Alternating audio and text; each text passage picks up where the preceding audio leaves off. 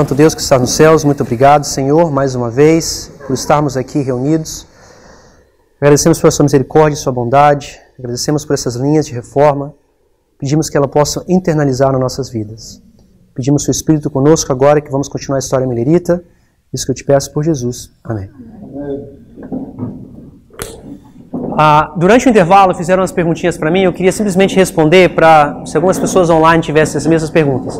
Uma das perguntas que fizeram para mim era como entender, né, que a França representa uma nação de 2 chifres. Tá? Aí eu expliquei de novo a mesma situação em Apocalipse 11, versículo 8, que a França tem a Sodoma e o Egito e uma nação de 2 chifres. Eu quero mostrar uma coisa para vocês, o paralelo com uma nação de 2 chifres. Tá? Uma das primeiras nações de 2 chifres que nós conhecemos, vocês se lembram depois da separação das tribos, que aconteceu depois de Salomão, se dividiu em 2 tribos. As tribos que ficavam onde? No norte, e as tribos que ficavam onde? No sul. A do sul tinha quantas tribos? 2 tribos, correto? Vocês se lembram o nome? Judá e Benjamim. Então nós podemos colocar as tribos do sul aqui como sendo uma nação de quê? 2 chifres, correto? E você vai ver que uma nação de 2 chifres... Quase que eu estrago esse pincel bom. Essa nação de 2 chifres, ela está relacionada em colocar e retirar o rei do norte. Vocês se lembram, depois do pecados que eles tiveram, Levíticos capítulo 26, eles sabiam que iam ser espalhados. Nós sabemos que na história de Zedequias, começou com Jeoaquim, eles foram levados cativos para onde? Para a Babilônia, correto? Então, de Judá, ou as tribos do sul, eles colocaram quem no poder? O rei do norte. Que foi quem? Babilônia, correto? Tudo bem? Quem foi que tirou a Babilônia do poder? Medopérsia, certo? Então vamos colocar assim, as flechinhas desse lado. A Medopérsia. Quantos chifres tem a Medopérsia? 2 chifres. Ok? Então se você vê a história do papado, o papado representa quem? O rei do norte, correto? Nós estudamos aqui, lembra disso? No fim dos tempos. Quem é que colocou o papado no poder quando ele começou o seu processo de ascensão? França. Por que a França? Vou botar outra linha aqui. A França... Roma não tinha exército. Ela precisa de um exército para fazer o seu trabalho. Um rei chamado rei Clovis precisava tirar o paganismo das outras nações que existiam na Europa. Então Clovis começou a tirar o contínuo, começou a tirar essas nações pagãs para que começasse a aceitar quem? O cristianismo. Então nós vemos que França, quantos chifres tem a França? 2, ok? Colocou quem no poder? O rei do norte, que é quem? O papado.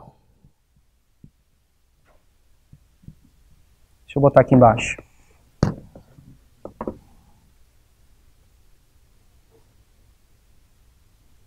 O rei do norte que é o papado, vou botar a letra P, papado. Quem foi que tirou o rei do norte do poder? França. A França, mais uma vez, uma nação do quê? De 2 chifres. Tá? Agora nós vamos trazer Roma moderna. Quem é que vai botar Roma moderna no poder? Que nação? Os Estados Unidos. Quantos chifres tem os Estados Unidos? Apocalipse 13, versículo 1. 2 chifres. Ok? Vai botar quem no poder? Roma moderna, o rei do norte. Tá? E quem vai tirar ele? Imagino que vai ser Deus no final que vai acabar com todos. Mas o paralelo aqui é uma nação de 2 chifres coloca o rei do norte no poder e ao mesmo tempo o quê? Tira o rei do norte do poder. Tá? E o mesmo paralelo aconteceu quando o rei do norte, o papado, entrou no poder e Roma moderna. Tudo bem? Uma outra pergunta que me fizeram. Gustavo, o que vai acontecer com a irmãzinha, a faxineira da igreja, uma irmã tão fiel, tão sincera, que tem um coração tão devoto a Deus, que estamos em todas as partes do mundo? Como é que Deus vai exigir que ela saiba tudo disso? De alguma forma ou de outra, Deus vai julgar o seu povo.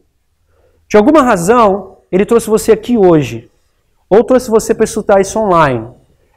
E uma vez que você recebe a luz, você vai ter a responsabilidade de testar o que você está recebendo.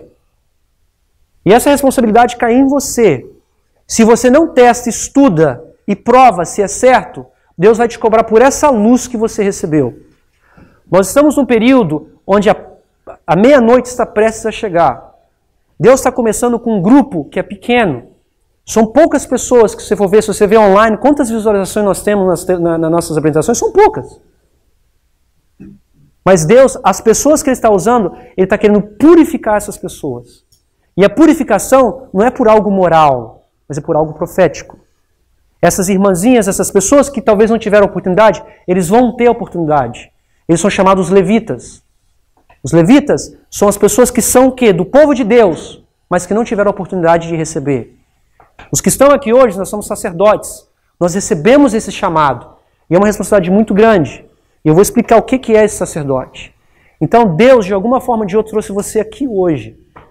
E já tem 10 anos que eu estou nessa mensagem. E a gente conversa, eu e o irmão Marcos, às vezes, e Guilherme, você não consegue sair mais.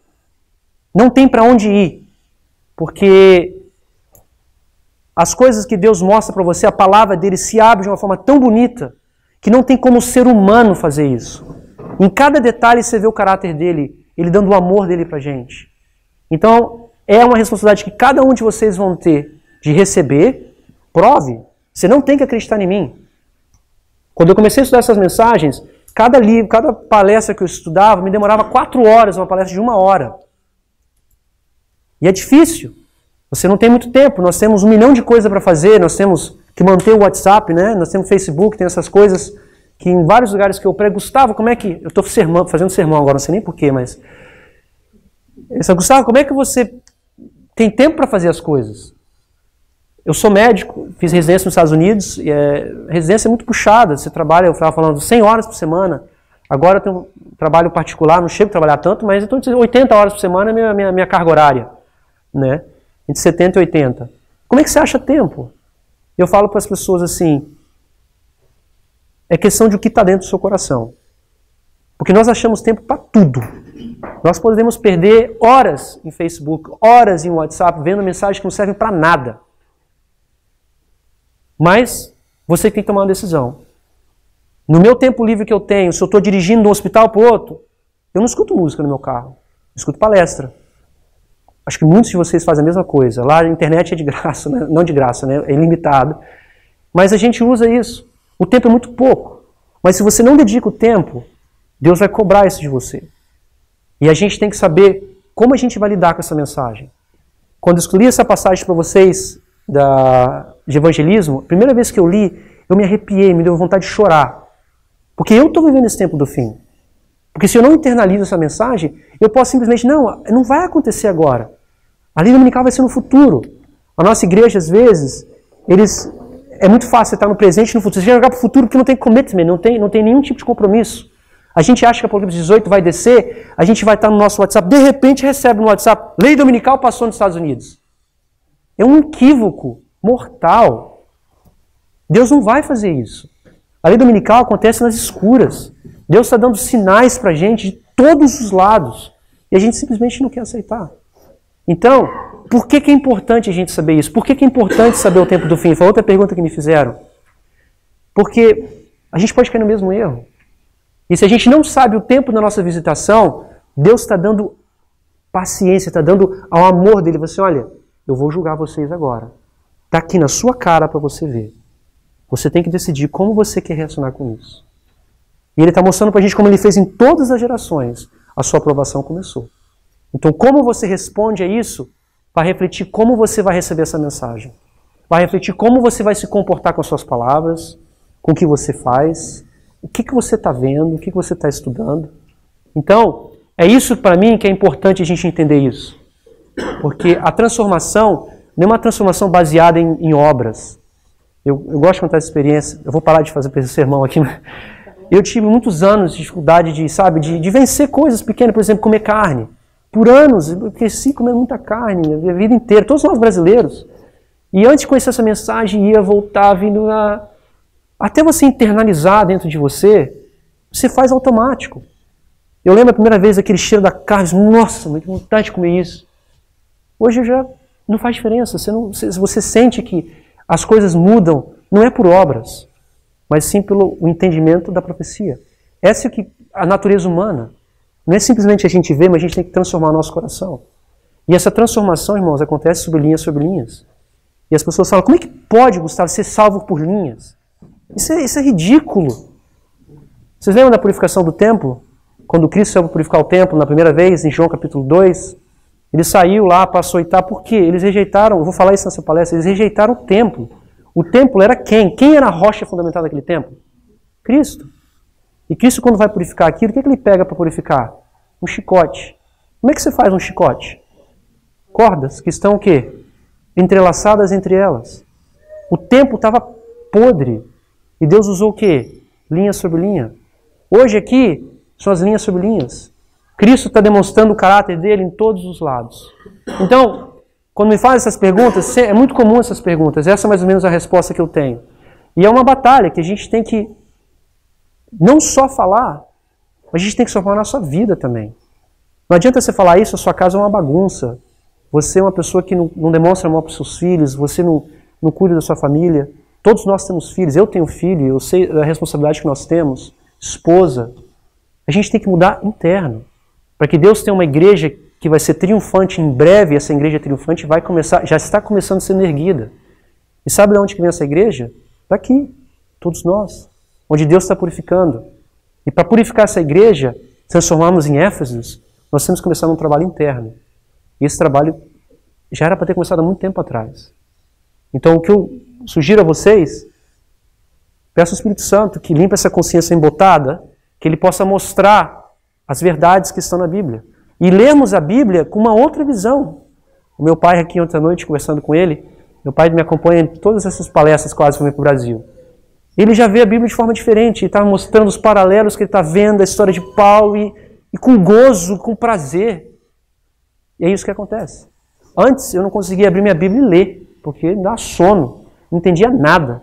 O Velho Testamento para mim, para que isso? Hoje o Velho Testamento, eu tenho o prazer de ver histórias que... Eu estava estudando com uma pessoa lá nos Estados Unidos, ele não é adventista, esposa de um adventista. A gente estava fazendo a história de José. Ele falou assim, Gustavo, me conta a história de José. E a gente já estava no terceiro ou quarto estudo, eu não consegui sair de... Cheguei só no nascimento de José ainda. Eu comecei a dar tanta volta, e aí eu estava com ele lendo a história de José, né, que quando ele foi levado para o poço, os ismaelitas vieram. Eu fiz o paralelo que os ismaelitas, as crianças do Oriente, Gênesis 16, fazendo toda a história, né? Aí você leva na história de Cristo, os magos vieram do Oriente, tá? Eles receberam, entenderam a mensagem, isso foi uma bênção, e eles trouxeram presentes para Cristo, correto? Quantos presentes ele trouxe? 3. Esses ismaelitas, eles tinham 3 coisas que eles estavam vendendo. Eu nunca tinha visto isso. Eu estava estudando com ele, eu fiquei assim, amém. Né, você vê, porque José é um tipo de Cristo. José, ele é a tipologia de Cristo. José começou o ministério dele com 30 anos. Quando ele estava na frente do faraó, quando teve o sonho, o faraó teve 2 sonhos. Cristo começou o ministério dele com 30 anos, quando ele foi batizado. Cristo, depois que nasceu, foi visitado por quem? Pelos ismaelitas, os magos do Oriente. Ele recebeu 3 coisas. Cristo foi vendido por moedas de prata. José foi vendido por moedas de prata. Cristo teve que fugir para onde? Por Egito. Com dinheiro de quem? Dos ismaelitas. Quem salvou José? Os ismaelitas levaram ele para onde? Para o Egito. Enfim, você começa a ler a Bíblia com prazer. Então, meu desejo é que vocês tenham esse prazer também, que é um gozo que você não consegue parar de falar. Essa palavra que eu vou usar é errada, mas no Brasil se usa muito, né? Me desculpa usar isso. Parece cachaça, né? Você não consegue parar. Você tem gozo de... Hã? Os 3 sábios. Sábios. Thank you. Porque aí no Brasil a gente fala magos, é errado. Wise men. Correto. Os sábios. Obrigado, Marco. É sábios que é a forma correta. Tudo bem? Então vamos voltar para a história mineirita aqui então. Vamos... 12 minutos já. Perdi aqui. Vamos lá. Deixa eu apagar aqui. Então, agora eu quero mostrar a linha dos mileiritas, tá? Então agora nós já temos uma ideia do que é o tempo do fim. Tá bom? E eu vou traçar essa história milerita, como nós sabemos, é uma linha de justiça, correto? Eu vou botar aqui primeiro, de uma forma amplificada, A história milerita começou em 1798, correto? E terminou dia 22 de outubro de 44. A primeira mensagem angélica começou em 1798. A segunda mensagem angélica começou em abril, ok? Caiu Babilônia. Vou botar dia 19 de abril de 44.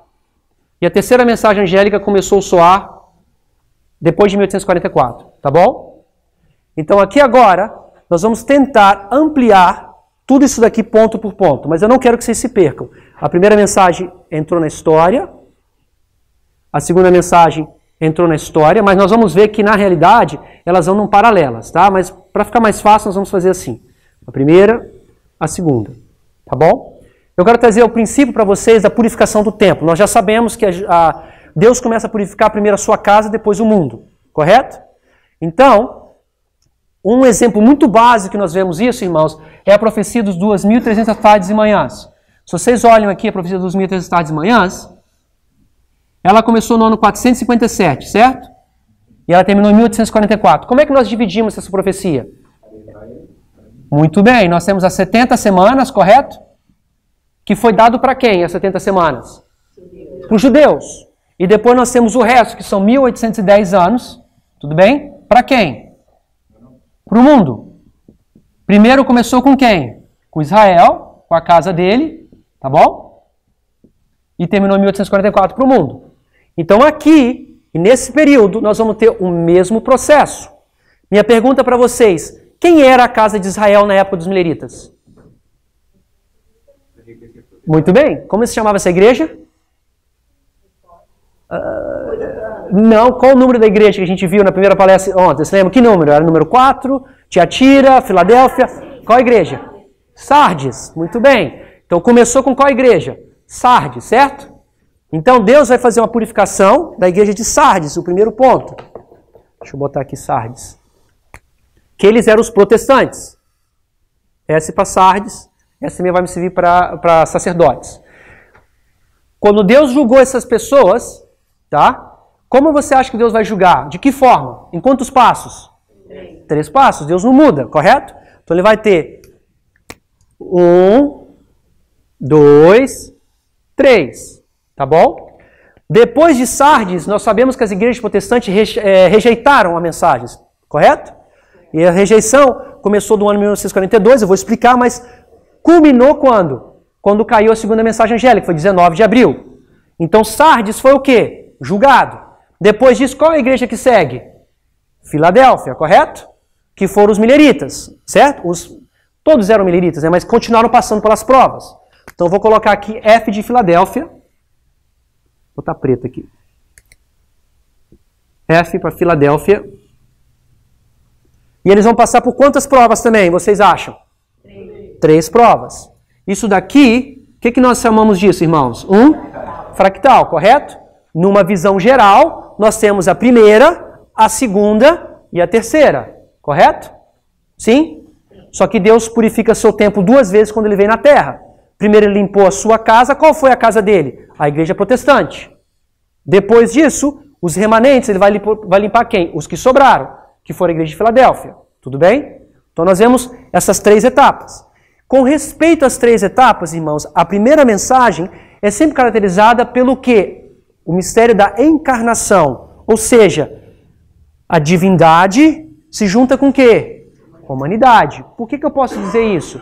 Se você ler Apocalipse capítulo 10, nós vemos que João vê Cristo pisado na terra e no mar, e os trovões bradam a sua voz, e ele recebe uma ordem para quê? Ele tinha um livrinho na mão, ele recebe a ordem para quê? Para comer. O que é comer? Você fala, é a recepção calorosa, como é que em português fala? Da mensagem. Você comer a mensagem, você entender no coração e na mente. Nesses 2 lugares. Então nós vemos em visão, né, que quando você come algo divino, que é uma mensagem, você está misturando o quê? O divino com o quê? Com o humano. Essa é a primeira mensagem, é a encarnação. A segunda mensagem é algo visual, é algo que nós vemos. Tá? É um reflexo disso. Por exemplo, os mileritas, quando eles trouxeram essa mensagem, logo que eles fizeram algo visual, que foi o diagrama, começou a ter o quê? um rechaço, como é que fala em português? Uma rejeição, tá? Então, algo que você vê. Por exemplo, os animais entrando na arca. É algo visual, você viu os animais entrando na arca, tá? E a terceira mensagem é o juízo. Acabou. Positivo ou negativo. Está grávido ou não está grávido. Tá certo? Então, essa forma que o Evangelho Eterno segue. Então, agora eu vou ampliar, eu quero que vocês mantenham aqui essa ideia geral daqui. Agora nós vamos ampliar e estudar ponto por ponto da história milerita. Vamos lá. Qual é a primeira coisa que nós temos que ter nesse ponto aqui, irmãos? Tempo do fim. E nós falamos que o tempo do fim é uma profecia que se cumpre e vai trazer o quê? Luz para aquela geração. Qual foi a profecia que se cumpriu? Nós temos que profecia? Tem o período de 1260 dias. O que mais outra profecia de tempo terminou aqui também? 2520. A primeira parte das tribos do norte. Outra profecia se cumpriu aqui também no tempo do fim. Que profecia foi essa aqui? Daniel o quê? 11 o quê? 40. Vou botar aqui.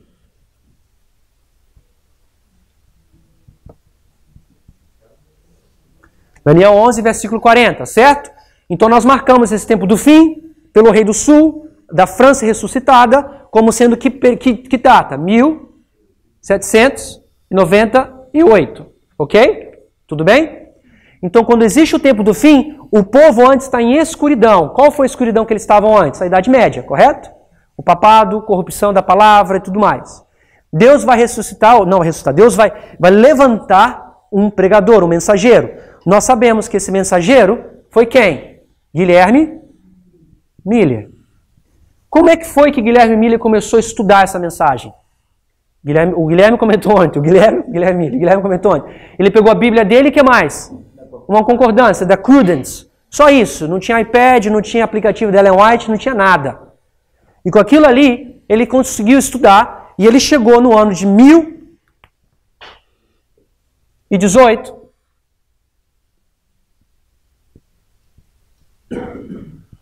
E ele entendeu que em 25 anos, Cristo iria o quê?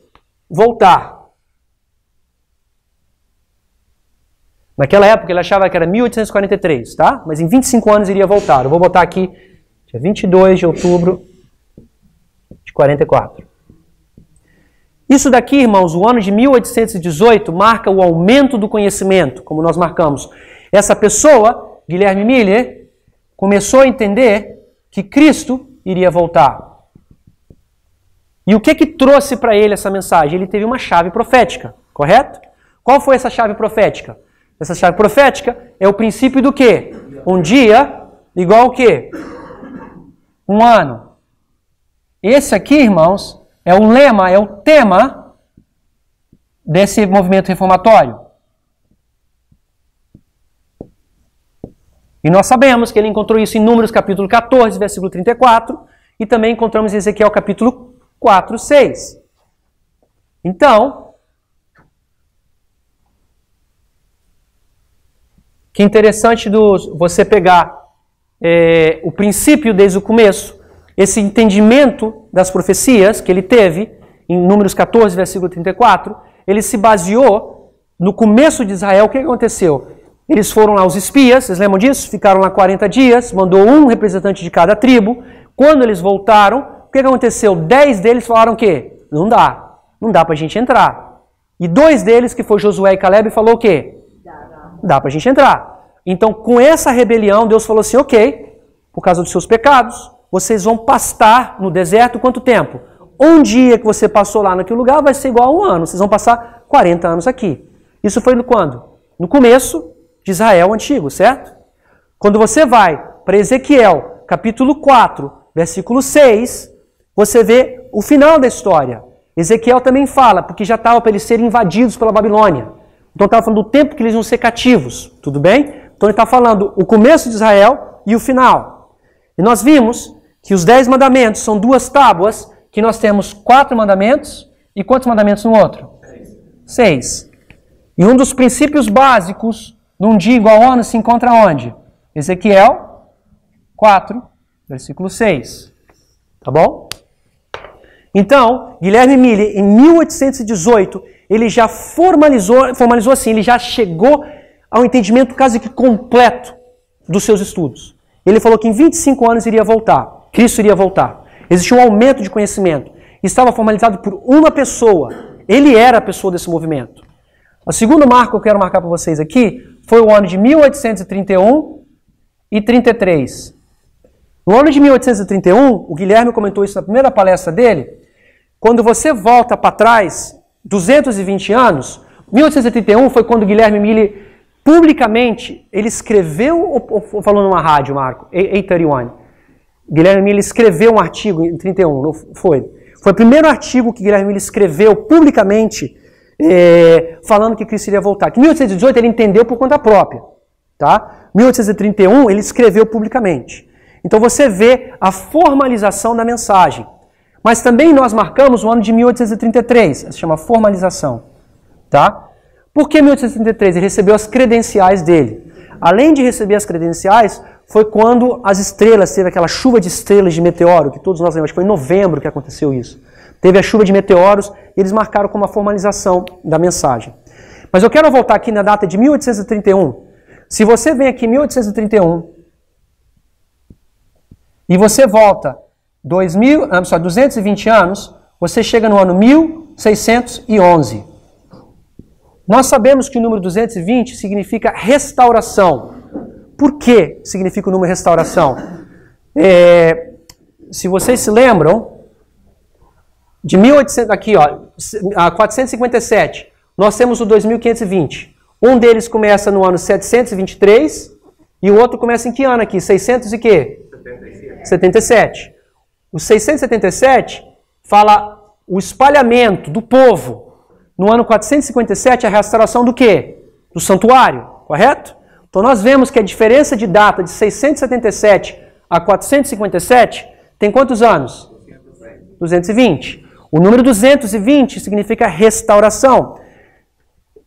Jacó, quando brigou com seu irmão Esaú, quando ele estava voltando do deserto para fazer as pazes, ele traz também uma oferta para ele de presente. Sabe quantos animais ele traz? 220, para restaurar.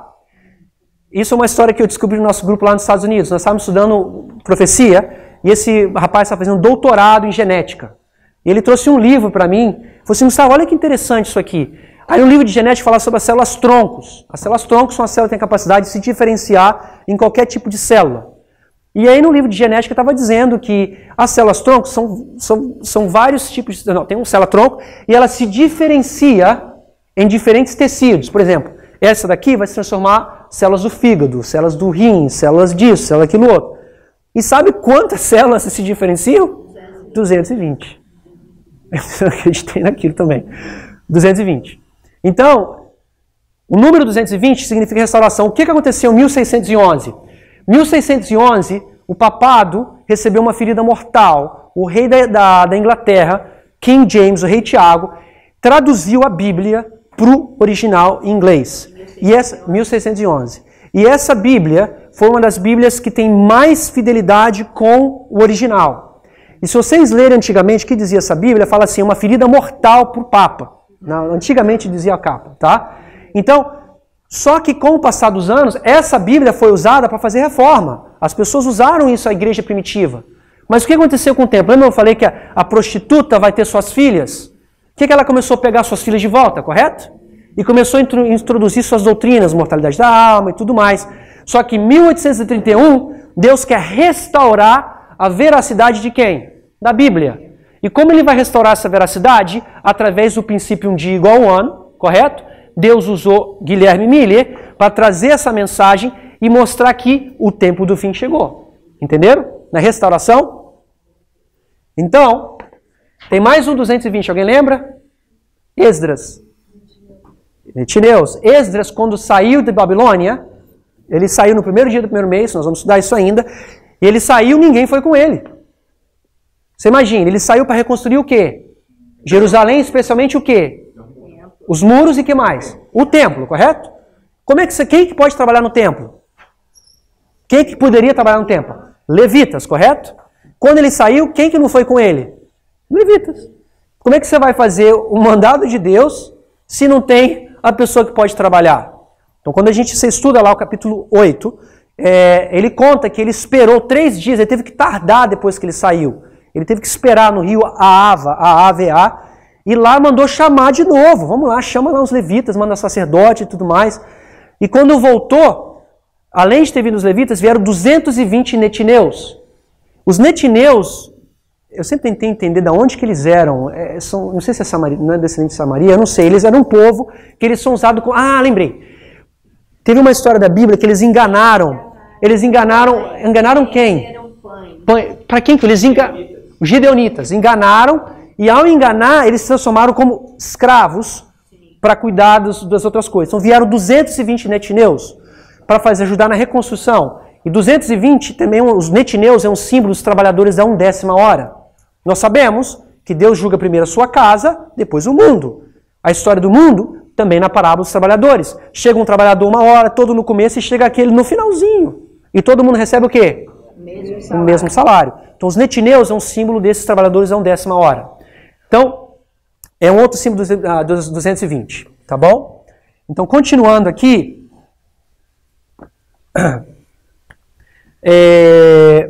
a mensagem foi fortalecida, e aqui chegou, irmãos, a primeira mensagem angélica. A mensagem angélica, ela funciona da seguinte forma: ela chega na história, não muita gente consegue perceber isso. Ela precisa de algo que lhe dê poder, e esse poder vem pelo fortalecimento da mensagem. Então aconteceu um evento em 1840, tá? 1840, exatamente no dia 11 de agosto de 1840, essa mensagem recebeu fortalecimento, tá bom? A primeira mensagem recebeu fortalecimento. Ou seja, a primeira mensagem, irmãos, é como se fosse uma teoria, tá? Olha, o mundo vai acabar em 25 anos. A mensagem fortalecida é a prova que vai cair, o mundo vai acabar. Por quê? O que aconteceu em 1840? Em 1840 se cumpriu a 6ª trombeta com o 2º ai. Quantos aqui nunca estudaram as trombetas? Good. Ok, não precisa entrar em detalhe. Então, nós sabemos que teve o Império Otomano, que ia predominar por 391 anos e 15 dias, tá? E esse cumprimento aconteceu no ano de 1840. Mas teve uma pessoa que entendeu quando isso iria ocorrer. E ele fez essa predição no ano 38. Tá bom? Quem foi essa pessoa? O nome dele era Josiah Litch, tá? Ele entendeu as trombetas, vocês se lembram? Tinham 7 trombetas. As 7 trombetas... Eu vou apagar isso aqui. Tinha 7 trombetas. As trombetas era a ferramenta que Deus usou para trazer juízo sobre Roma. Roma em todas as suas características. Em Roma imperial, no caso era Roma ocidental, Roma da Europa. Depois Roma oriental, que dominava Jerusalém, a África e tudo mais. E depois Roma papal. Tá? Então nós vemos aqui, nessas primeiras trombetas, nas primeiras 4 trombetas, nós vemos a queda do império da Roma ocidental. Tá? A 5ª, a 6ª e a 7ª, elas estão associadas com um ai. Tá bom? E esses ais, o primeiro ai, ele ia dominar por 5 meses, 150 anos. Ela começou, vamos botar aqui, 150 anos, que terminou 1200 e... 1200 e... alguém me lembra aí? E vai até 1449. 1449. Diminui 150, a gente chega lá. 1299. Tá, obrigado. Depois disso, teve a 6ª trombeta, que foi o 2º ai. Essa começou também em 1449. E ela vai até dia 11 de agosto de 1840. Tá bom? Acho que todos nós conhecemos isso, eu não preciso entrar em detalhe. A única coisa que eu quero dizer é que antes disso acontecer, existia como se diz, predição antes, por 2 anos de antecedência. Josiah Litch, ele entendeu as trombetas, ele entendeu o que estava acontecendo. Por que aconteceu? As trombetas aqui, essa 5ª trombeta, foi quando Maomé, os islâmicos da Arábica entraram na história. E o papado, eles começaram a atacar os exércitos de Roma. Porque a guerra que os islâmicos têm são contra Roma, os exércitos de Roma e os seus exércitos. Roma geralmente não tem exército. Então, quem vai ser os exércitos de Roma no fim dos tempos? Os Estados Unidos, tá? Então você vê a queda de Roma e também do papado através da influência do islamismo, tá? Em 1878 ele fez essa predição. Hoje em dia a Igreja Adventista já não aceita mais essa interpretação millerita. E é interessante você ver a história disso, alguns de vocês já conhecem, é que muitos dizem que Josiah Litch fez um glitch, ou seja, ele combina o nome dele, um Litch com glitch. Glitch quer dizer um erro, um blooper, uma coisa que você, ups, errei. Será que ele deu um erro assim fácil, um glitch? Aí ele fala, será que também Uriah Smith também deu suporte na interpretação dele? Será que é um Uriah Smith de mito? Será que é um mito do Uriah Smith? Mas a Ellen White também dá aval àquilo. Ele fala, ou será que a Ellen White, né, descendo o martelo, falando que tem que ser, tem que ser? Então a igreja por muitos anos começou a questionar isso. Qual era o problema? Porque o Império Otomano não caiu no ano 1840. O Império Otomano foi cair anos depois. O que aconteceu foi a perda da sua soberania. Então, teve esse doutor fez até um documentário assim, muito legal. Ele foi lá, foi nos Estados Unidos, foi na Livraria Nacional completa, olhou todos os documentos daquela época para provar. E estava mostrando que existia esse debate, né? Por que estava acontecendo? Na Europa, o Império Otomano pegava toda a região da Turquia, pegava, né, a região de Israel e descia no norte da África. Com o passar do tempo, a gente sabe que a característica do islamismo é que a mão dele é contra todo mundo. Vocês lembram disso? O irmão Guilherme falou. Um é contra o outro, todos são contra, vai estar sempre brigando. Então, entre eles mesmos, o Império Otomano, os de baixo do Egito queriam controlar a Constantinopla, queriam controlar o mundo. A Constantinopla, o sultão que estava lá morreu e era um filho, o filho dele não tinha experiência. E a forma mais fácil de você chegar na Europa, de navio é muito difícil. A única forma você tem que passar por onde? Por Constantinopla. Foi o mapa que o Marco mostrou ontem. Então o que ele fez? Esse sultão novo fez um pacto com 4 nações da Europa. Tá? E ao fazer esse pacto, ele estava dando a sua soberania para as nações da Europa. Então esse contrato, né, esse doutor da Andrews foi lá, estudou e mostrou lá. Ele não chega a mostrar na apresentação, mas ele viu os jornais e fala que foi assinado na Europa e eles pegaram um navio até chegar lá na Constantinopla. E o dia que eles chegassem, eles assinariam o documento e entrar em vigor. E exatamente aconteceu no dia 11 de agosto de 1840. E o Josiah Litch fez essa predição 2 anos de antecedência. E quando faltava 10 dias, ele afinou essa predição e falou que vai ser dia 11 de agosto. Tudo bem? Então vamos continuar. Então aqui, essa mensagem recebeu o quê? Poder. Nesse momento, irmãos, é o que nós dizemos que o anjo de Apocalipse 10 fez o quê? Descendeu. Tá bom? O anjo de Apocalipse 10 é o mesmo anjo de Apocalipse 14, versículos 6 e 7. Vocês lembram disso? Apocalipse 14, versículos 6 e 7, que é o primeiro anjo. Tá? Os 2 anjos são o mesmo. O Espírito de Profecia é claro em dizer que são os mesmos. Por que ele caiu em 1840? Porque vocês lembram que a gente leu aqui Apocalipse 10, ele pisa sobre a terra e o mar, que dá também a ideia de expansão mundial. A mensagem, quando comeu, ficou doce, correto? Por que ficou doce? Porque ele pregou com 2 anos de antecedência aqui e realmente o evento aconteceu. Então o que eu falei, a primeira mensagem, quando ela descende, ela é o quê? Uma teoria.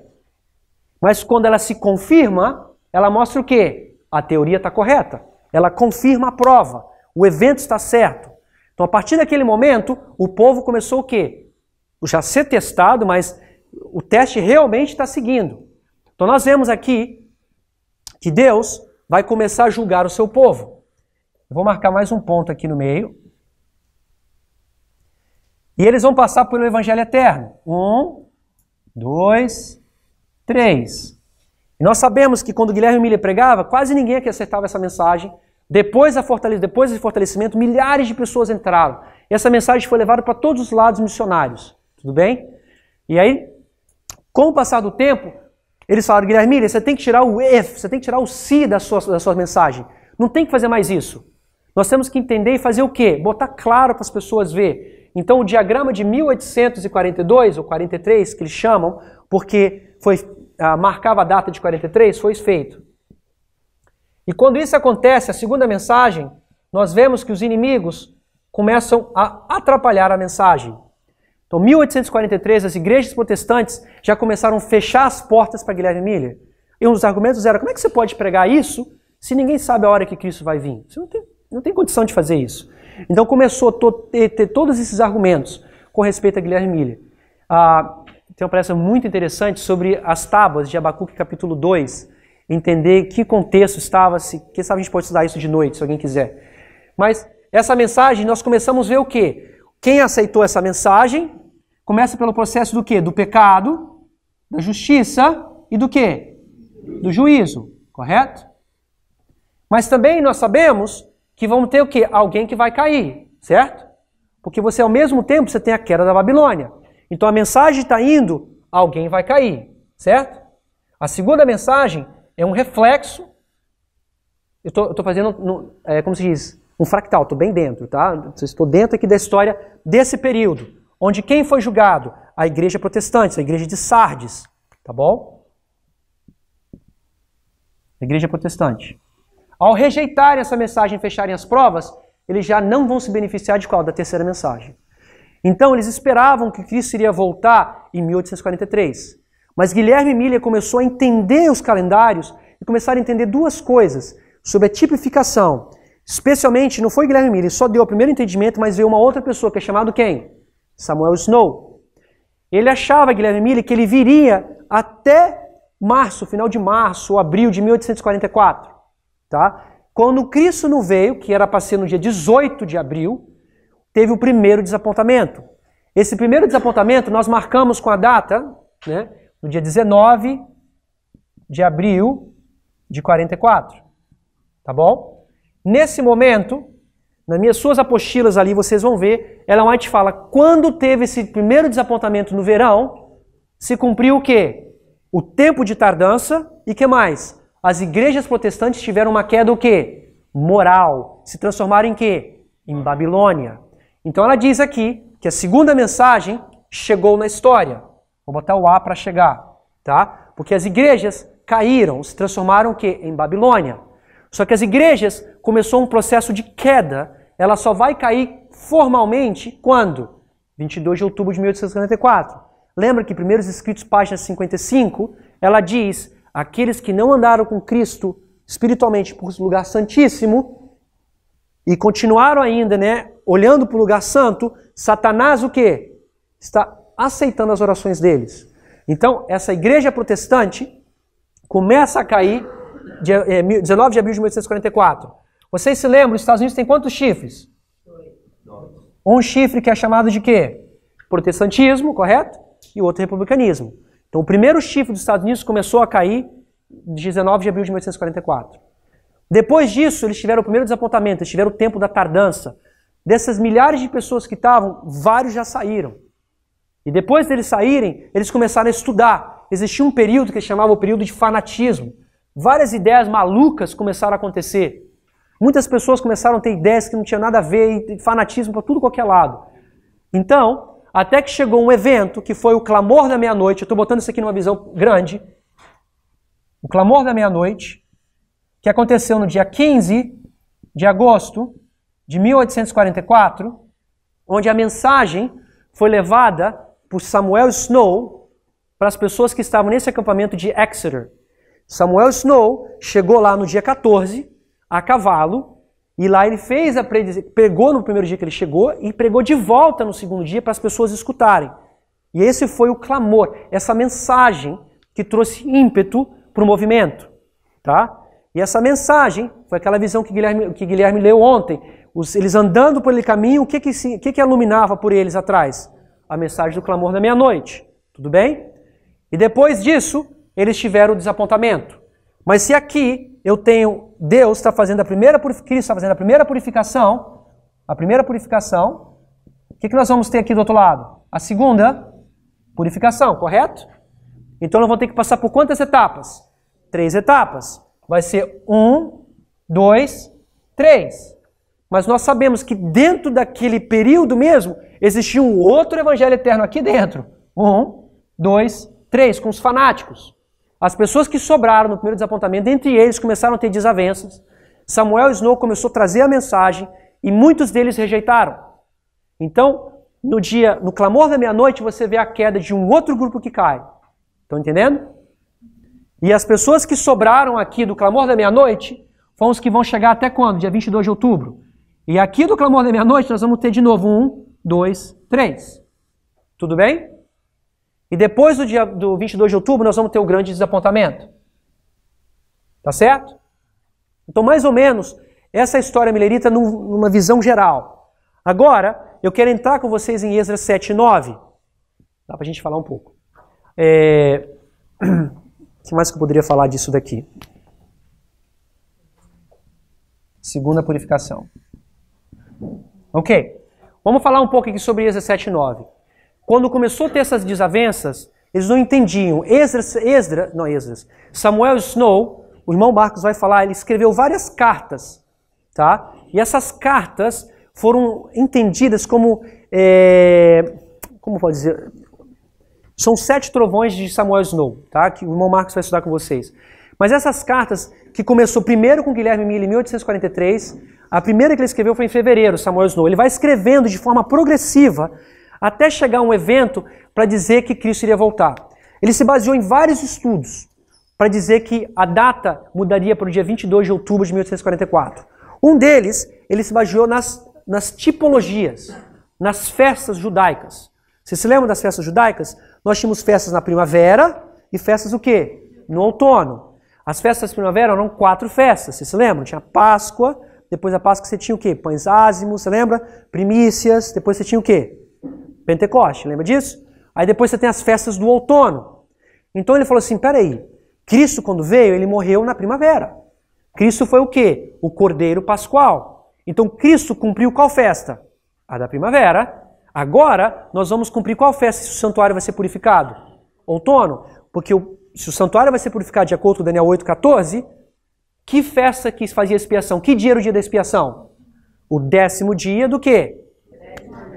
10º dia, desculpa, 10º dia do 7º mês. Então ele começou a pegar essas linhas e começou a estudar. E a outra coisa, o que abriu, deu luz para ele, foi Esdras 7 e 9. Então aqui agora, eu não sei como que eu vou usar mais quadro aqui, porque eu queria manter aquilo lá, vou usar a parte de cima ali. Pode apagar o quiasma ali, não tem problema não? Não. Só apagar o quiasma aqui, deixa a parte de baixo aqui.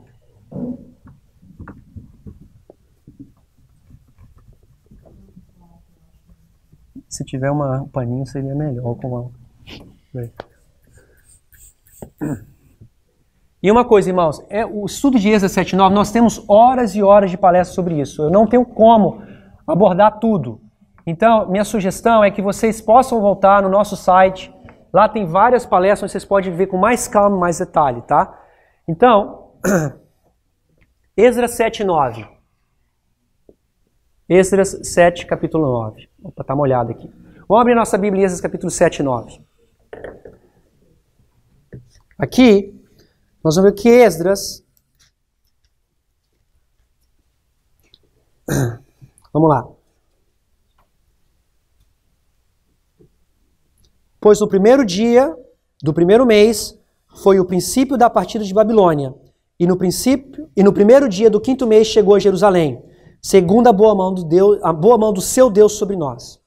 Então nós vemos aqui que Esdras capítulo 7 e 9, se você for ler simplesmente algo superficial da Bíblia, o que significa isso? Quase nada, não tem significado nenhum na nossa interpretação. Só história. Por que eu vou me importar que ele saiu tal dia, chegou tal dia?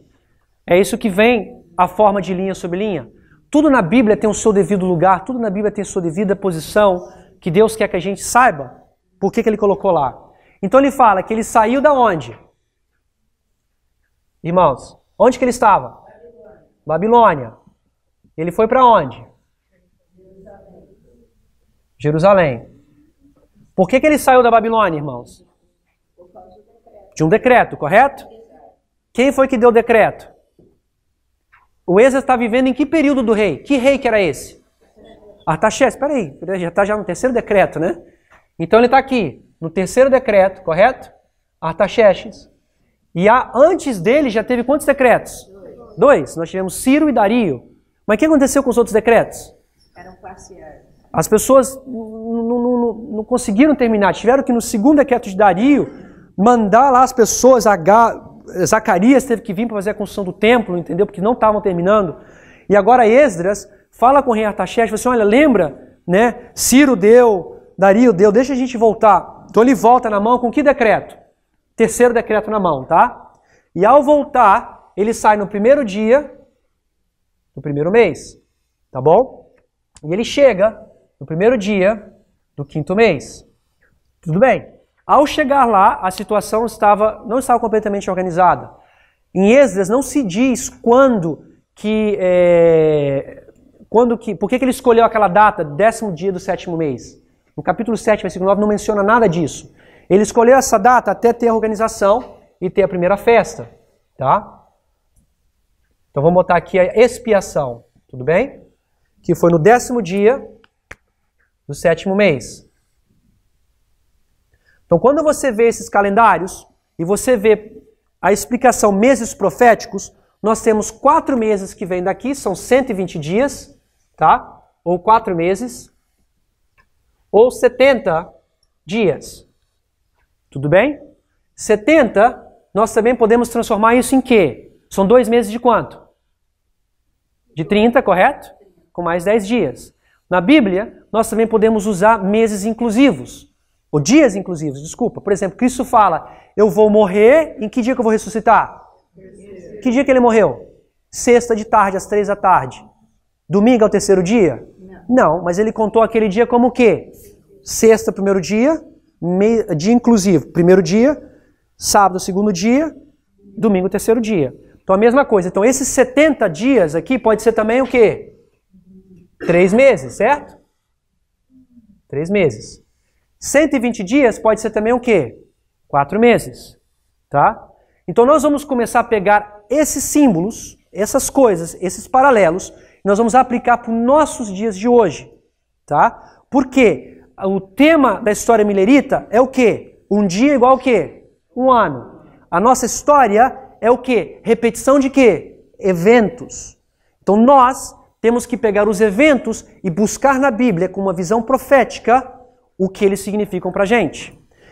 Samuel Snow não tinha entendimento nenhum das outras passagens da Bíblia assim com respeito a onde aparece o primeiro dia do primeiro mês ou não. Mas ele entendeu que o povo saiu da Babilônia no ano 457, correto? Mas demorou todo esse tempo aqui, 190 dias no caso, para o decreto entrar em vigor. Os mileritas antes, eles não fizeram isso, eles não levaram em consideração esse lag, essa tardança que demorou até entrar o decreto. Então Samuel Snow simplesmente adicionou isso à história. E Samuel Snow, irmãos, quando ele trouxe essa mensagem, vamos trazer outra linha aqui, ó. Primeiro desapontamento, dia 19 de abril de 44, tá bom? Aqui dia 22 de outubro. Nós sabemos que isso aqui representa o primeiro dia do primeiro mês. E nós sabemos que demorou quanto tempo para ele chegar em Jerusalém? 120 dias, certo? E ele chegou no primeiro dia do quinto mês.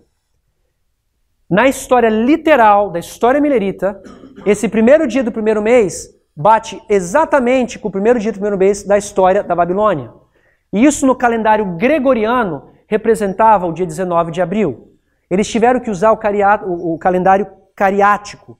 O que era o calendário cariático? Eles se baseavam em 2 coisas. Além de se basear na lua, eles se baseavam quando era o tempo das festas das primícias. Eles tinham que pegar o molho da cevada, todo dia eles iam lá, olhavam para ver quando estava prestes a fazer a colheita. Então por isso que existiam diferenças. Mas olha nossas palestras passadas, a gente entra em detalhes sobre isso. Então ele viu essa diferença, tá? E ele não entendeu que ele estava cumprindo isso ao pé da letra. Porque o acampamento de Exeter, ele chegou lá no dia 14, mas ele apresentou no dia 15. Então marca que a segunda mensagem, irmãos, nós sabemos que é uma porção dobrada, correto? Caiu Babilônia, sempre 2. Então nós vemos aqui, no clamor da meia-noite, que marca o acampamento, uma porção dobrada, porque ele apresenta a mensagem 2 vezes. E aconteceu exatamente 2.300 anos mais tarde, no dia 15 de agosto de 44. Tudo bem? Só que Samuel Snow teve um desenvolvimento da verdade. Ele começou a entender isso em fevereiro desse ano de 44. Bem aqui atrás. A gente já começa a entender. O irmão Marcos vai falar sobre isso, os 7 trovões de Samuel Snow. Mas a primeira vez que ele foi apresentar para a igreja de forma pública, ele apresentou no dia 21 de julho de 44. O que nós fizemos? Tá, ele apresentou isso e os mileritas entenderam que ali eles estavam vivendo a palavra das 10 virgens, correto? Eles entenderam que aqui é um tempo de quê? De tardança. E eu vou te dar outras histórias para o tempo de tardança. Eles sabiam que eles estavam vivendo, porque as virgens voltaram a dormir o quê? Eles pestanejaram. Mas eles entenderam, quando o Samuel Snow explicou isso daqui, foi nesse evento em Boston, e ele falou assim, olha, vai chegar na apostila de vocês, acho que a página que fala sobre a meia-noite, vai estar página 18, que Ellen White comenta que quando eles apresentaram aquilo, era exatamente a metade do caminho, midway que se chama, metade do caminho, entre 19 de abril a 22 de outubro. Eles estavam exatamente na metade do caminho. É como se eu desenhasse assim, tá? Que aqui está sem proporção ali. Como se eu desenhasse abril, dia 19 de abril, tá? Aqui dia 22 de outubro. A metade do caminho foi exatamente 21 de julho. Tudo bem? Por que metade do caminho? E eles chamaram que nós estamos na meia-noite. Por que meia-noite, irmãos? Quantos meses são de abril até outubro? Quantos meses são? 6 meses, correto? Se você vem no princípio um dia igual um ano tem quantos meses? 12 meses. 360 dias. 12 meses, correto? Se tem só 6 meses aqui, nós temos metade de um ano, correto? Profético. E um ano, na profecia, o dia começa de que hora até que hora? Pôr do sol a pôr do sol. Digamos que seja 6 da tarde, 6 p.m. Do pôr do sol até pôr do sol, ok? Do outro dia. Qual é a metade do caminho aqui? Qual seria a metade do dia? 6 da manhã, correto? 6 a.m. Tudo bem? Tá difícil pensar. Tá, vocês estão cansados, hein? Não, de pensar. De pensar. 6 da manhã, correto? Então seria aqui 6 meses, correto? Os mileritas entendiam que eles tinham 6 meses só. Entenderam? E ele entendeu e apresentou isso exatamente na metade do caminho. Se a metade do caminho, se isso daqui agora seria 6 da tarde, 6 p.m., correto? A metade do caminho seria o quê? 6 da manhã, certo? Concordo? Então, a metade do caminho seria que hora? Meia-noite. Entenderam? Sim ou não? Perdi alguém aí ou não? Perdi? Faltavam 6 meses esse período. Tá? Quando ele apresentou isso, essa apresentação foi no dia 21 de julho, que é exatamente a metade do caminho. E eles falaram, nós estamos vivendo qual parábola? Das 10 virgens. As 10 virgens o quê? Dormem, mas elas acordam que horas? À meia-noite. Tá? Então, à meia-noite, eles acharam que estavam na metade do caminho. Eles não deram muita ênfase mais para o clamor, eles deram ênfase nessa meia-noite. Só que aqui, no clamor da meia-noite, 25 dias depois, ele foi e apresentou essa mensagem. E quando ele apresentou essa mensagem foi como um grito, porque todos entenderam a mesma mensagem. Você entendeu? Mas a mensagem é diferente daqui para essa daqui? A mensagem da meia-noite é diferente da clamor? É a mesma mensagem. A única diferença é o quê? A unificação. Nós, quando entendíamos as mensagens mileritas, se você for ver vídeos de 10 anos atrás, as nossas linhas de reforma, a gente nem tinha ideia da meia-noite, do clamor, nada. A gente achava que ia ser, né, história milerita, depois clamor da meia-noite. Os anos foram passando até 2014, quando começamos a ter entendimento do Êxodo 7:9. Quando a gente começou a ver, a gente viu que existiu várias outras linhas proféticas que começaram a tomar valor aqui. Por que isso é importante? Porque vai se repetir ao pé da letra. E nós temos que saber os eventos que vão afetar a gente aqui. E esse dia da meia-noite, se nós transformarmos isso para um calendário judaico, sabe que dia que é, irmãos? O 5º dia de que mês? Do 4º mês.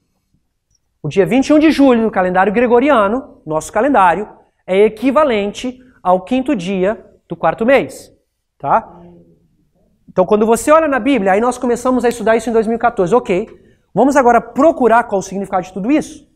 E como você faria, tio Israel, se você quisesse estudar a Bíblia e quisesse saber Qual é o significado dessas coisas?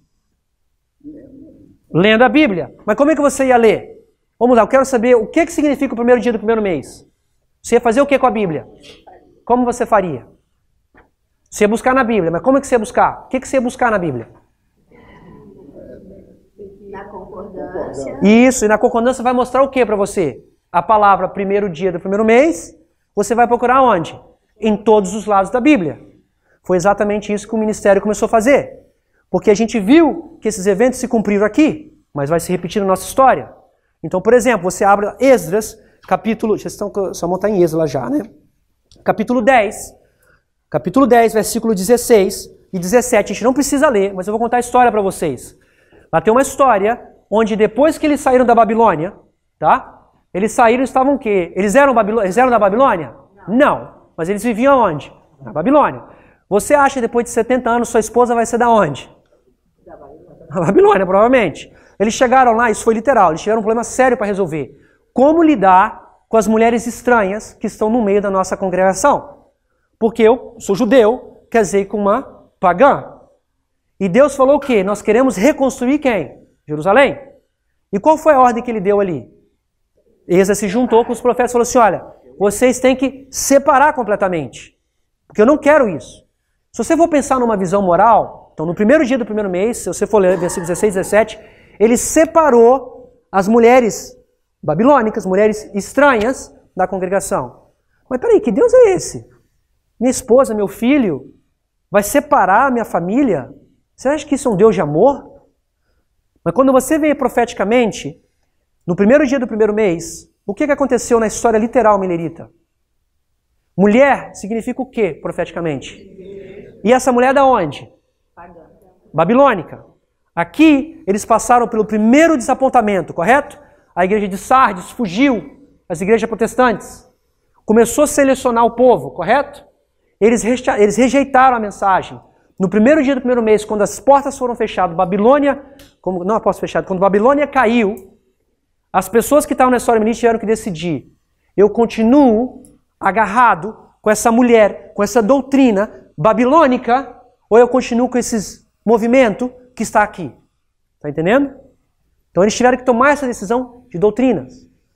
O primeiro dia do primeiro mês também se relaciona com o nosso primeiro dia do primeiro mês espiritualmente, que eu vou marcar aqui, que é o dia 11 de setembro de 2001. 11 de setembro de 2001. Espiritualmente, tá? Porque nós estamos repetindo eventos, não datas. Eu vou explicar como nós chegamos lá. No dia 11 de setembro de 2001, nós temos o anjo de Apocalipse 18 que descende e ele se cumpre os primeiros 3 versículos, 1, 2 e 3. E quando se cumpre esse anjo, nós começamos o nosso tempo da tardança. Nós vamos trazer aquela história milerita para a nossa história. Na próxima palestra nós vamos fazer isso. E quando começa esse período, nós temos um chamado a ser feito. E o chamado, sabe o que é? No primeiro dia do primeiro mês, nós temos que divorciar de quem? Das mulheres o quê? Estranhas, de Babilônia. Pera aí, Gustavo, você está chamando a igreja adventista de Babilônia? Não. A igreja não é Babilônia, mas a igreja adquiriu costumes da igreja. E que é isso, essas mulheres? São doutrinas. Por que doutrinas? Porque se você não volta a essas origens, você não tem a mínima ideia de como entender 11 de setembro. Você não tem como entender o que é o islamismo. Você não tem que entender que nós estamos no nosso tempo da visitação. Então você tem que deixar essas mulheres para trás. Tá bom? A outra coisa, primeiro dia do primeiro mês que aparece. E em Crônicas, vamos abrir Crônicas. 2 Crônicas, capítulo 29. Quanto tempo eu tenho? Já acabou já? Mas que o Marco vai atrapalhar a palestra do Marco. Esse é o problema. Me dá então, eu só vou fazer 5 minutos, tá bom? 5 minutos. 2 Crônicas, capítulo 29, tá? Então nós estamos fazendo, aqui como o irmão recomendou, nós estamos buscando na Bíblia todos os lugares onde aparece o primeiro dia do primeiro mês. Olhamos em Esdras, trazemos uma aplicação espiritual para a gente, tá certo? Olha aqui. Aqui a história, sabe que rei é esse? Rei Ezequias. Ezequias foi um rei bom ou um rei ruim? Bom. Ezequias, ele começou a reconstruir o templo, começou a reformar o templo, porque estava todo destruído. Então, a história aqui, depois vocês podem ler com mais calma, ele começa a reformar o templo no primeiro dia do primeiro mês. Então vamos lá agora ver o versículo 17. Depois vocês podem ler com mais calma. Porque, desculpa, no versículo 4, olha que interessante. Vamos ver o versículo 3 e 4. E ele, no primeiro ano do seu reinado, no primeiro mês, abriu as portas da casa do Senhor e as reparou. Começou a abrir as cartas da porta do Senhor. E trouxe quem com ele? Sacerdotes e quem? Levitas. E ajuntou-se na praça oriental. Então nós vemos aqui duas classes, correto? Essas classes são pagãs, são babilônicos. Quem que eles são? Povo de Deus, correto? Estão vendo duas classes. Aí você continua lendo a história, chega no versículo 17. Começaram, pois, a santificar no primeiro dia do primeiro mês. Então nós estamos aonde aqui espiritualmente? Nós estamos aqui no dia 11, 19 de abril, correto? E ao mesmo tempo aonde? 11 de setembro, tá vendo? Nós estamos espiritualmente nessa data. Então vamos... Segundo Crônicas, capítulo 29. Eu falei 9, desculpa. 29. Primeiro versículo 3 e 4. Tá? Então vamos lá, vamos continuar. Então ele fala assim, começaram, pois, a santificar no primeiro dia do primeiro mês. E ao 8º dia do mês, vieram ao alpendre do Senhor. O alpendre, se você olhar assim um desenho, é como se fosse o pátio do templo, entendeu? Então nós vemos por 8 dias, quanto tempo demorou para eles consertarem o alpendre? 8 dias, eu já respondi. E santificaram a casa do Senhor em quantos dias? 8 dias. E no 16º dia do primeiro mês acabaram. Então nós vemos aqui em Crônicas, se você traçar uma linha assim, no primeiro dia do primeiro mês, por 8 dias eles cuidaram do quem? Do pátio, correto? A casa do Senhor. E depois cuidaram do quê? Do templo, a casa do Senhor. Então você vê terminar no 16º dia do primeiro mês. Então nós temos aqui 8 e 8. Nós vemos a divisão entre sacerdotes e que mais? Levitas. Então com isso, ao entender Esdras 7 e 9, nós começamos a ver uma outra aplicação espiritual para nós aqui.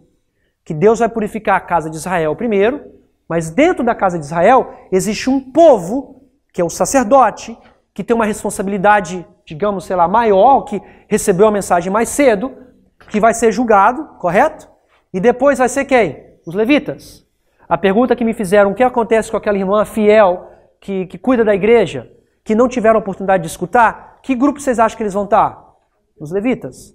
Tá? Então com isso, espiritualmente, nós começamos a aplicar isso na nossa história. Então no primeiro dia do primeiro mês, aconteceu o quê? A purificação do templo. Primeiro começou por 8 dias com os sacerdotes, depois com quem? Com os levitas. Se busca na Bíblia outro lugar, primeiro dia do primeiro mês, você vai achar em Ezequiel capítulo 29. Ezequiel capítulo 29 conta a história de, no começo começa falando que Egito é o grande dragão, tá? É um dragão que tem, como se fala, como tem uma escama, tem peixe, que ele é tão poderoso, o dragão que é o Egito, né, ateísmo. Mas quando fala do dragão, fala o seguinte, que no rio, acho que versículo 3 e 4, que quando ele está no rio, as escamas dele traz todos os peixes, e se ele sai de lá, ele traz todo mundo, dá uma ideia de coisa mundial, uma ideia mundial. Quando você lê a história no capítulo, vai dizer que Nabucodonosor, que é o rei do norte, fez um trabalho para Deus. Que se você vê na Bíblia, Deus usa nações como ferramentas. Usou o islamismo, usou Nabucodonosor para julgar Jerusalém, tá? Ele usa nações. Então, no capítulo 29, ele fala assim, olha, Nabucodonosor fez um trabalho para mim, só que eu não paguei Nabucodonosor. E eu quero pagar Nabucodonosor. E a forma que ele vai pagar é o seguinte, no primeiro dia do primeiro mês, ele vai pagar Nabucodonosor dando para ele o quê? Egito. Tá? Então no primeiro dia do primeiro mês vai dar o Egito. Ao dar isso, o chifre da raiz de Davi vai brotar. Tá? Nas traduções de português não fala chifre, mas do original vem do chifre. Então quando você pega espiritualmente, ok, Nabucodonosor. Quem foi Nabucodonosor? Rei pagão, que era o rei do norte. Correto? Quem representa o Egito? O Egito espiritualmente ali está representando um poder mundial, que no capítulo diz que o Egito, todas as nações vão para ele. A gente pode ver o Egito ser representado pelos Estados Unidos. Tá? Depois pode ficar com mais calma. Mas fala assim, Nabucodonosor, o rei do norte, fez um trabalho que foi quem? O papado fez um trabalho por 1260 anos, não recebeu um pago. Ao terminar esse tempo, no primeiro dia do primeiro mês, que é 19 de abril, Deus vai dar o que para ele? O Egito, que é quem? Os Estados Unidos. Qual o chifre dos Estados Unidos, irmãos? O chifre do protestantismo. Por que protestantismo? Porque a segunda mensagem, o que? Caiu Babilônia, aconteceu em abril. O que caiu? As igrejas caíram de uma queda moral. Então o protestantismo já começou a fazer o quê? Mão com o papado. Quando você traz isso para a nossa história, nós vamos ver que no dia 11 de setembro também, de 2001, se eu botar aqui o mesmo paralelo, 11 de setembro, o que aconteceu? Nós tivemos as torres que caíram. Logo em seguida das torres, nós vemos que tiveram aquele ato patriota. Vocês lembram disso? O ato patriota é o quê? É uma lei que os Estados Unidos passou que diz que se você é terrorista, ele pode entrar na sua casa e te prender sem você ter direito a nada. E se você for ver, é uma mudança da estrutura americana. Que a estrutura da lei americana é uma lei inglesa. Essa lei inglesa, você é inocente até o quê? Prova o contrário. A lei romana é o quê? Você é culpado até o quê? Ser inocente. Então nós vemos aqui o começo dessa preparação, né? Já tem muito tempo, mas o papado já instruindo, mudando a Constituição americana, no dia 11, não no dia 11 exato de setembro, que foi um mês depois, mas no 11 de setembro, no primeiro dia do primeiro mês, você vê quem? O outro chifre dos Estados Unidos sendo dado para quem? Por papado. Você está entendendo? Ezequiel capítulo 29 fala que Nabucodonosor fez um trabalho, recebe o seu pago. Recebeu o primeiro chifre quando as igrejas protestantes caíram, o segundo chifre quando? Quando teve 11 de setembro o ato patriota. Tem muitos outros lugares, eu vou continuar na próxima palestra amanhã. Eu quero também mostrar para vocês o número 120. Quero mostrar também o número 70, porque se vocês lembram, agora nós temos a autoridade bíblica de buscar em todos os lados onde aparece o número 120, onde aparece 4 meses, onde aparece o primeiro mês do primeiro dia do primeiro mês, primeiro dia do quinto mês. E você vai ver como a Bíblia vai abrir para você de uma forma que você vai ter que botar óculos escuros de tanta luz que vai ter lá para você ver. Vamos terminar com uma oração.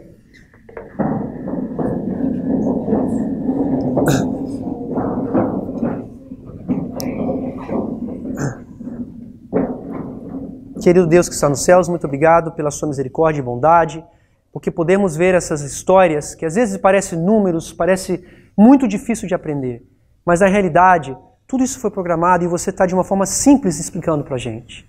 Obrigado que esses paralelos nós podemos ver na nossa história hoje. Nós podemos ver que o Senhor quer preparar esse povo para ser um estandarte nessa grande crise que está se aproximando. Perdoa os nossos pecados, peço que o Senhor continue com o irmão Marco, que vai seguir com as palestras, e também com o irmão Guilherme. Em nome de Jesus, amém.